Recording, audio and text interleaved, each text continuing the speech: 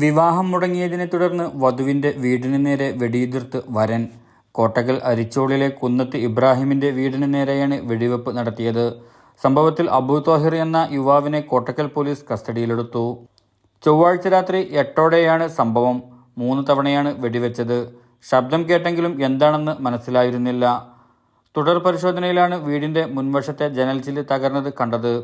വീട്ടുകാർ പരിക്കേൽക്കാതെ രക്ഷപ്പെട്ടു. സംഭവ സമയത്ത് 3 സ്ത്രീകളടക്കം 5 പേരാണ് വീട്ടിലുണ്ടായിരുന്നത്. കോട്ടക്കൽ പോലീസ് ഇൻസ്പെക്ടർ അശ്വിത് കാരൻമൈലിന്റെ നേതൃത്വത്തിലുള്ള പോലീസ് സംഘം പരിശോധന നടത്തി.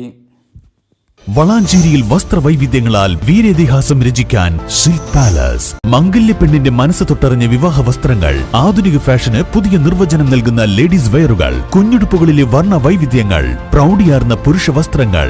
വളാഞ്ചേരി ഇതുവരെ അനുഭവിച്ചിട്ടില്ലാത്ത വസ്ത്രവൈവിധ്യങ്ങളുടെ വർണ്ണ കാഴ്ചകളുമായി silk palace, Calicut road, Valanchery. Phone 9539832033.